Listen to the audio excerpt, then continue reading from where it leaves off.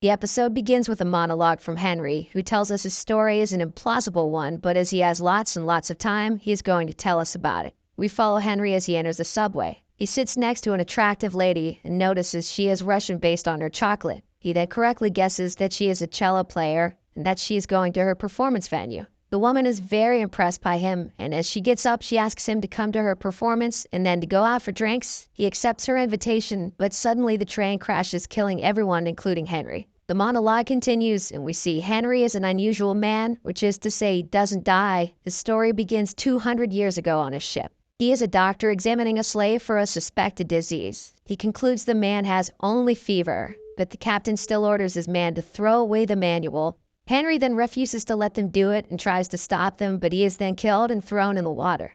Since then, every time Henry dies, he wakes up in a body of water fully naked. He remembers everything and feels every pain, but he can't ever die from any of it. Back to the present, Henry wakes up in the river, gets a cloth from a police station, and gets picked up by his old friend Abe and roommate, who is the only one that knows about Henry's condition. In the other side of town, Detective Joe Martinez is rushing out after a one-night stand. She then drives to the crash. It is reported the conductor had a heart attack which led to the crash, but to make sure she will have to go to the medical examiners and find out. Before she leaves, she finds an old watch which Henry carried and grabs it. Henry works for New York City medical examiner, and the two meet as Henry starts his examination on the conductor. And as she waits, Henry notices her ring finger and tells her condolences for her husband's passing away. Joe is creeped out by his accurate guess. But before they can talk more, Henry reveals to her the conductor was killed by a poison, changing the case from an accident to a homicide. Henry then gets a call from a mysterious man who asks him how he survived the train crash. He then tells him he has been looking for someone like him for a long time. Henry tries to play dumb, but the man tells him he knows what he is and closes the phone. Extremely scared, Henry runs back to his home and tells Abe they need to leave the country. But Abe refuses and convinces him that they should just catch the guy. Henry has been experimented on because of his condition 173 years ago, and since then he doesn't trust people with his secret. Henry returns to his office and his coworker Lucas gives him an envelope left by someone for him. And when he opens it, he finds the picture of him and his former wife Abigail taken in March 1955. He then takes a blood sample of the conductor. Abe then injects him with it, and after returning from death, he figures out the poison was aconite, a very dangerous poison that would kill in a minute. Back in the precinct, Joe is looking through a footage and sees Henry entering the train holding the old watch. She then brings him in for questioning, and he tells her he got out before anything happened. He then tells her if he was the killer, he would not have revealed the conductor's poison. Joe agrees with his logic and releases him for now, but puts him as the main suspect.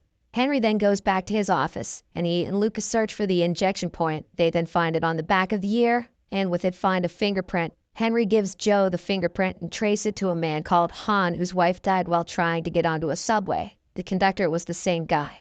Joe and Henry then go to Han's home and find the poisons. But before they can arrest him, he throws the poison at Joe and runs away. They continue to search the house and find a blueprint for the metro station. Herney figures out Han is trying to use the poison as airborne attack, so they rush into the station.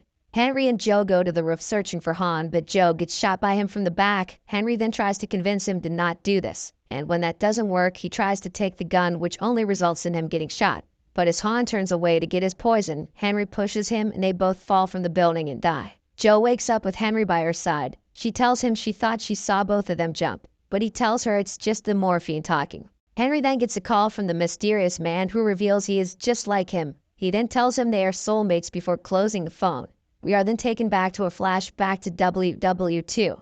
Henry is a soldier, and he meets Abigail, who has just found an abandoned baby. We are then taken back to the present, where it is revealed Abe is that baby who Henry raised as his own.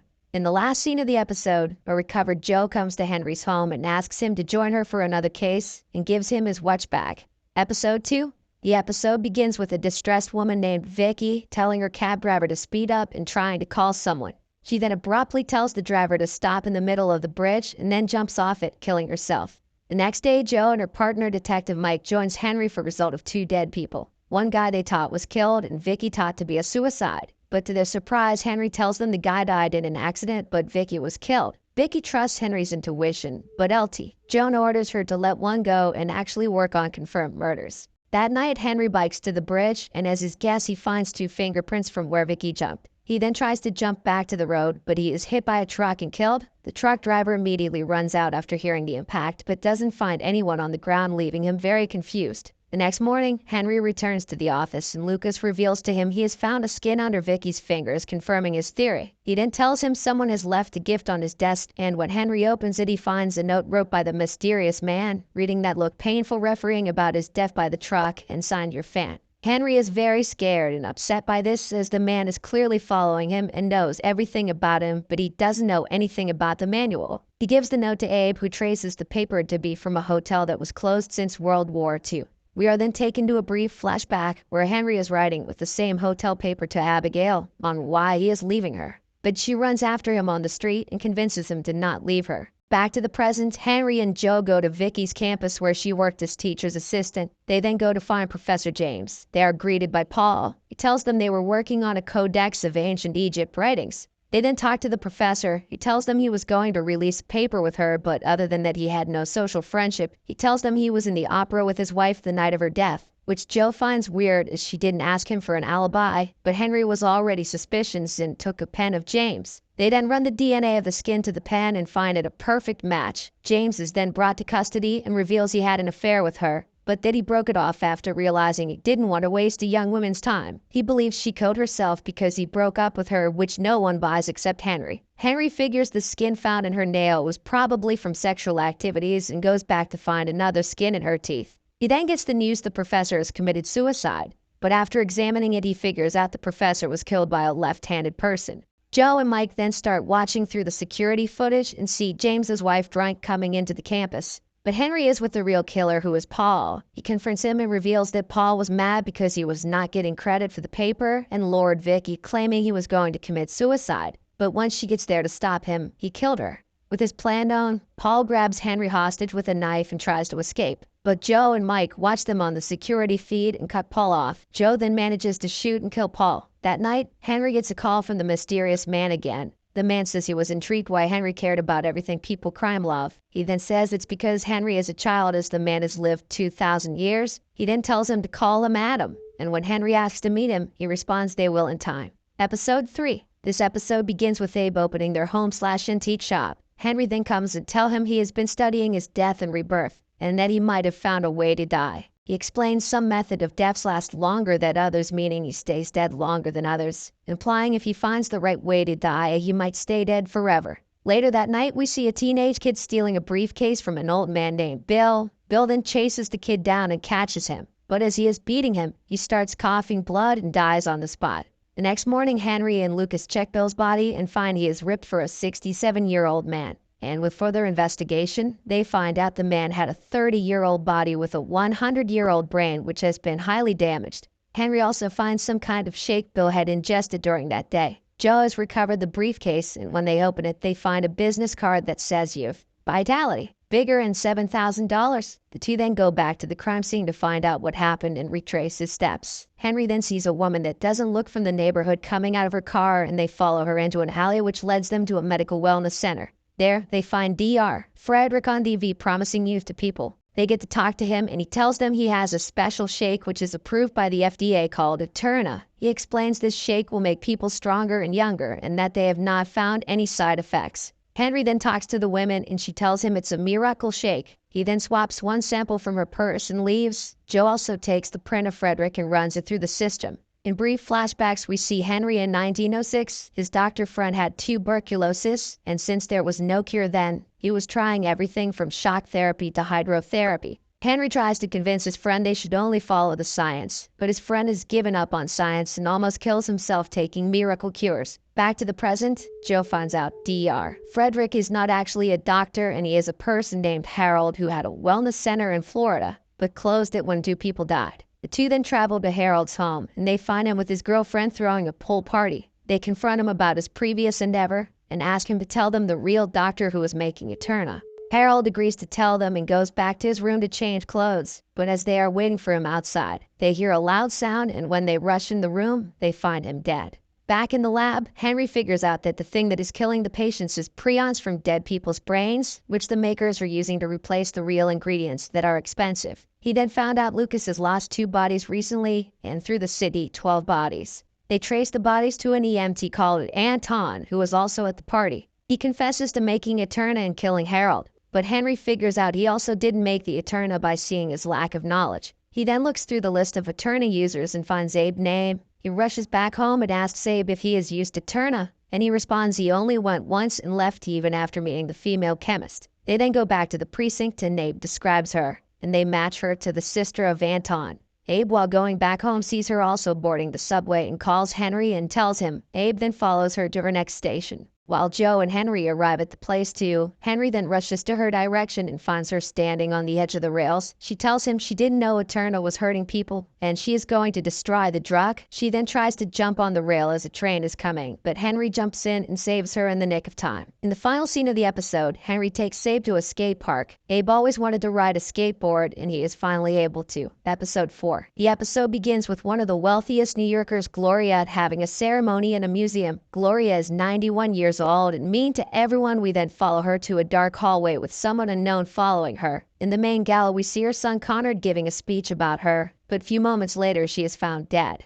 Joe arrives at the scene and finds Lucas examining the body. She asks him where Henry is and he tells her he didn't want to come. The next morning, we see Henry thinking about Gloria. A brief flashback appears, and we see Henry and Gloria knew each other while Abigail was still alive. In a monologue, he says he will never forget Gloria and the debt he owes her. Back to the present, Joe has arrived at the lab and asks Henry why he wasn't there, and he simply tells her he doesn't like going to the museum. While they are talking, Lucas meets a pretty reporter which he didn't know and accidentally tells her it is thought to be a murder. The news comes out the next day, and the mayor's pissed that this was told to be kept a secret after everything is found out. Lucas, knowing how much he messed up, writes up his resignation, but Henry stops him and tells him he will take the fall. Henry then goes into the lieutenant office and apologizes to her and Conrad, but Conrad doesn't take the apology and asks Henry to be removed from the case, to which the lieutenant agrees because Conrad is friends with the mayor. Joe still takes Henry to the crime scene even though he could autopsy the body. He starts analyzing the room and concludes Gloria was pushed off the stairs. She then tried to crawl away by fear and died at that spot.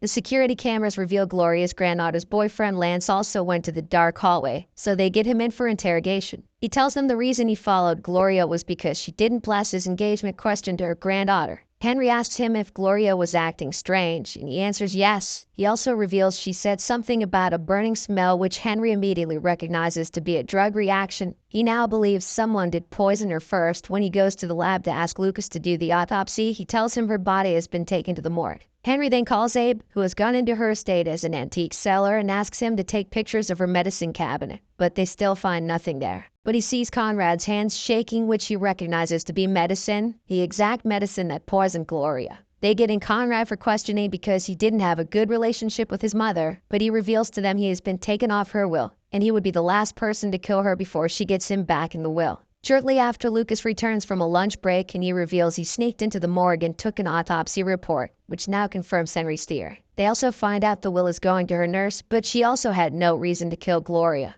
We are taken to another flashback to when Henry brought Abigail to Gloria's party. Gloria notices he doesn't have a ring and confronts him about him. He gives her excuses, but she tells him he should waste time as she did with her true love. Back to the present, Joe and Henry go to the estate and go into Gloria's car where they find the epilepsy medicine that killed her. Joe asks who was with Gloria at that time, but Henry tells her Gloria killed herself. They then go back to the place she died, and he explains Gloria wanted to kill herself because she only had a few months to live and wanted to go on her own. She planned to die in front of the person she loved. He showed them a painting in the museum from an unknown Argentinian painter. Gloria fell in love with him, but her husband threatened her, so she gave in. But during her last minute, she wanted her time with the painting. But as she was going, she was stopped by Lance, who took few minutes of her time, and the medicine kicked in before she could reach the painting. She fell down the stairs and crawled to the front of the building before taking her last breath. The next night, Henry comes to the museum. We are then taken to a flashback to when Henry decided to take Gloria's advice and finally proposed to Abigail. This helps us understand why he cared for Gloria. Episode 5. The episode begins with a boxer named Raul angrily training Alejandro's 12-year-old man. He asks him if there is any problem, but Raul doesn't tell him anything. 3 days later, Raul is found in his apartment dead with a heroin needle stuck in his arm. Joe and Henry come to the crime scene, and after examining the body a little, Henry figures out Raul was murdered. He then does a full autopsy in his lab, and he finds the needle didn't actually reach the bloodstream, proving Raul was killed before the heroin was stuck in him.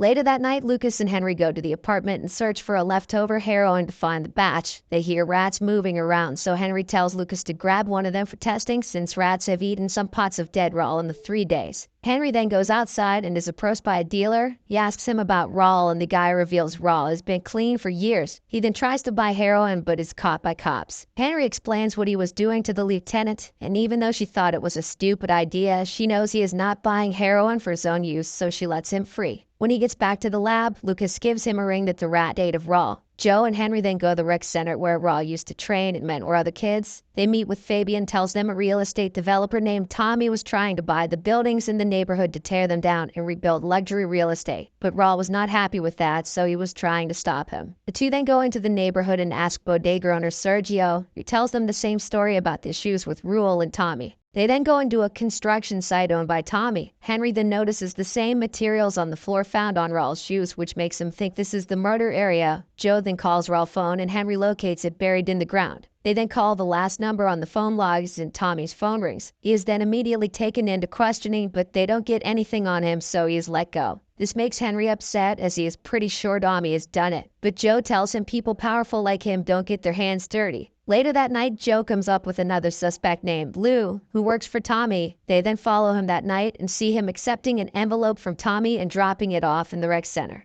They then break in after he leaves and find the envelope that contains $50,000 in Fabian's locker. He is then brought in for questioning, but he reveals he got the money to convince the neighborhood to sell, since he is a very respected guy and running for city council. This proves bribery but not murder, so they send Fabian with a wire to confront Tommy. But again, he only confesses about the bribery. Henry then sees Alejandro outside and he tries to talk to him, but suddenly Alejandro runs after seeing someone in front of the bodega. Henry then runs back to Joe and tells them the kid knows who the killer is. They then go to search for the kid but only find his bike on the street. Mike goes to search Lou but doesn't find anything. This is when Henry remembers the bodega owner was also watching them. Joe and Henry break into the bodega, and when they go into the basement, they find Sergio getting ready to kill Alejandro. Joe shouts stop and Sergio shoots his gun at them and runs away. Henry then chases him outside, but when Sergio turns around and goes to shoot him, he gets hit by an upcoming truck and dies. With the witness proof now dead, Tommy is not caught for the murder, but they get him for the bribery where he will spend some time in prison for. Fabian also tells the community what happened and everyone refuses to sell. That night, Henry invites Joe to dinner in his home, where she asks how Henry and Abe meet, and they tell her Henry's father was a friend of Abe, and after he passed, the two went into the antique business together. And the episode ends as they share stories.